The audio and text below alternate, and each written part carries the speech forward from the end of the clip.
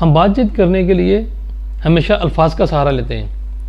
اگر ہم نے اچھی گفتگو کرنی ہے تو پھر بھی ہم الفاظ کا سہارا لیتے ہیں, اور اگر ہم نے بری گفتگو کرنی ہے تو بھی ہم الفاظ کا سہارا لیتے ہیں.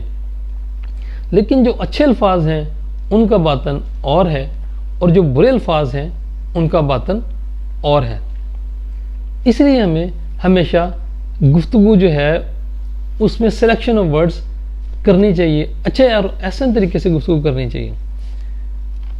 کم فہم لوگ جو ہیں وہ اپنی کم فہمی, نااہلی اور ناقص العقلی کی وجہ سے معجزات, کرامات اور جادوگری کو ایک ہی قیاس کرتے ہیں کہ یہ سب چیزیں ایک ہی ہیں. جیسا کہ حضرت موسیٰ علیہ السلام اور جادوگروں کی جو لاٹھیاں تھیں وہ دکھنے میں بظاہر ایک جیسی تھیں, لیکن ایک کا باطن اور تھا اور دوسرے کا باطن اور تھا.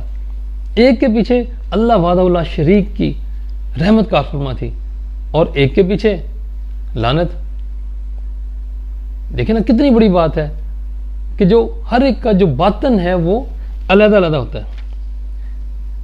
لیکن جو منافق اور جو جھگڑالو لوگ ہوتے ہیں وہ جھگڑے میں بندر کی طرح ان کی خصلت ہوتی ہے, وہ بالکل بندر کی طرح آپس میں جھگڑتے ہیں. ان کی کوالٹی بندر جیسی ہوتی ہے, ان کی فطرتاً وہ بندر ہوتے ہیں. جیسے بندر جو ہے وہ انسان کی نقل کرتا ہے اور سمجھتا ہے کہ میں بالکل انسان بن گیا, میں اشرف المخلوقات بن گیا, جبکہ اس کو تو معلوم ہی نہیں ہے. وہ لڑاکا تو فرق کو دیکھتا ہی نہیں ہے, اس کو تو فرق محسوس نہیں کر سکتا. جو مومن ہے یہ حکم خدا بندی کی وجہ سے کرتا ہے, اور جو جھگڑالو ہے وہ جھگڑے کے لیے کرتا ہے. منافق جو ہے وہ جھگڑے کے لیے کرتا ہے. منافق نماز میں بھی حتیٰ کہ مقابلے کے لیے آتا ہے, نہ کہ اللہ کے لیے نیاز بندی کے لیے.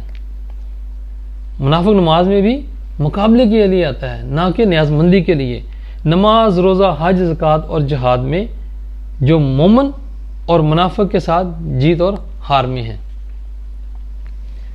انجام کا خلوص والے جو مومن ہیں ان کی جیت ہوگی اور ریاکار منافقوں کی ہار ہوگی.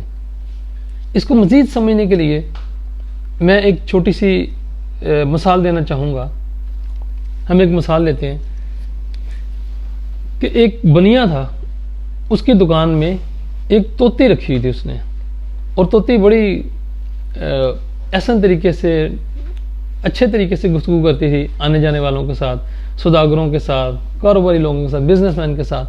تو اس سے کیا ہوتا تھا کہ اس کی اس گفت و شنید کی وجہ سے جو دکاندار تھا, جو بنیا تھا, اس کی بھی چاندی ہوتی تھی اور اس کی اچھی خاصی انکم ہوتی تھی, اور وہ بھی خوش تھا, اور سوداگر بھی خوش ہوتے تھے, ان کا بھی دل لگا رہتا تھا.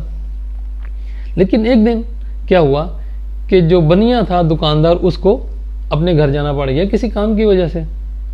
جب وہ واپس آیا تو اس نے دیکھا, لیکن طوطی اس وقت دکان پر موجود ہی تھی. چونکہ جب وہ جاتا تھا تو طوطی حفاظت کرتی تھی چونکہ اس کی دکان کی, چونکہ طوطی بولنے والی تھی اور اس کی منہ میں زبان تھی, وہ بولتی چلتی تھی, تو وہ اس کی غیر موجودگی میں دکان کی اچھے طریقے سے, احسن طریقے سے حفاظت بھی کر لیا کرتی تھی. تو جب وہ گیا اپنے گھر تو واپسی پر طوطی ابھی دکان میں بیٹھی ہوئی تھی کہ اچانک ایک بلی نمودار, اس بلی نے چوہے پر اٹیک کر دیا. جیسے ہی وہ بلی نے اس دکان میں موجود چوہے پر اٹیک کیا, حملہ کیا, تو جو طوطی تھی وہ بھی ڈر کر اندر کی طرف کودی. جب وہ اندر کی طرف کودی تو وہ جو طوطی تھی وہ تیل کے ساتھ ٹکرا گئی, تیل کے ساتھ, عطر کے ساتھ ٹکرائی تو وہ بھی گر گئے, اور دکان میں تیل ہی تیل, عطر ہی عطر گر گیا.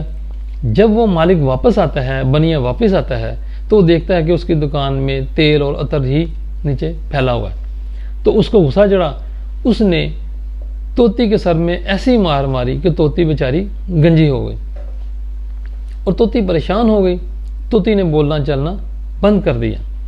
جب طوطی نے بولنا چلنا بند کر دیا تو ظاہر اس کے پاس جو دکاندار کے پاس, بنی کے پاس جو سوداگر آتے تھے ان میں بھی کمی ہو گئی, اس کے کاروبار میں بھی فرق پڑا, اور وہ خود پریشان ہوا, اور اس نے اپنے آپ کو کوسنا شروع کر دیا کہ میرے ہاتھ کیوں نہ ٹوٹ گئے کہ جب میں نے طوطی کو مارا تھا. لیکن دا ٹائم از پاس, وقت گزر گیا تھا, اب پچھتائے کیا ہوا؟ جب چڑیاں چگ گئی کھیت، بہت پچھتاتا رہا لیکن کوئی حل نہ نکلا۔ اس نے طوطی کو طرح طرح کے کھانے پیش کیے، طوطی پھر بھی نہ بولی۔ اس نے طوطی کو طرح طرح کی زبانیں گفتگو کی، طوطی پھر بھی نہ بولی۔ اس نے طوطی کو طرح طرح کی تصاویر دکھائیں لیکن طوطی پھر بھی نہ بولی۔ 3 دن تک بیچارہ بہت زیادہ پریشان رہا۔ آخر ایک دن ایک گنجا فقیر گودڑی والا دکان کے پاس آیا تو اس کو جیسے ہی طوطی نے دیکھا تو ایک دم سے بول پڑی کہ اے گنجے، تو کیوں کر گنجوں کی صف میں شامل ہوا؟ کیا تو نے بھی کسی کا تیل گرایا؟ تو یہ بہت بڑی بات ہے ہمارے سمجھنے کے لیے کہ ہم جیسا ہم خود ہوتے ہیں ویسا ہی ہم دوسروں کو دیکھتے ہیں۔ جو غلطی ہم نے خود کی ہوتی ہے ہم سمجھتے ہیں شاید ویسے ہی غلطی اگلے نے بھی کی ہے، ہم ایسا نہیں سمجھتے۔ ہمیں اپنے آپ کو پاک لوگوں کے ساتھ کمپیریزن میں نہیں لانا چاہیے۔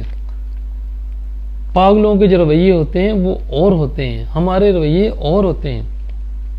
جیسے جو شیر اور شیر دکھنے میں ایک سے ہیں، لکھنے میں ایک سے ہیں۔ شیر کو انسان پیتا ہے اور شیر جو ہے وہ انسان کو چیر پھاڑ ڈالتا ہے، کھا دیتا ہے، چیر پھاڑ ڈالتا ہے، جبکہ دونوں دکھنے میں تو ایک ہیں، لیکن ہر ایک کا باطن، شیر کا باطن اور ہے اور شیر کا باطن اور ہے۔ اسی طریقے سے 2 قسم کے بھیڑ ایک ہی جگہ سے پانی پیتے ہیں، پھل سے رس چوستے ہیں، ایک ڈنگ بنا دیتا ہے اور ایک شہد بنا دیتا ہے۔ اس کا باطن اور ہے اور اس کا باطن اور ہے۔ یہ ہم سب پر ڈیپینڈ کرتا ہے کہ ہم کیا کرتے ہیں۔ لیکن جو بات سمجھنے والی ہے وہ یہ ہے کہ ہم الفاظ کے چناؤ کا ہمیشہ اچھے سے اچھا استعمال کریں۔ کھرا سونا اور کھوٹا سونا بغیر کسوٹی پر پرکھے ہوئے قابل اعتبار نہیں ہے۔ خدا جس کے دل میں کسوٹی رکھ دیتا ہے بلا شبہ وہ یقین سے شک کو جدا کر لیتا ہے، اور یہ اللہ تعالیٰ کی بہت بڑی دین ہے۔ بہت شکریہ، اپنا ڈھیروں سارا خیال رکھیے گا۔ اللہ حافظ۔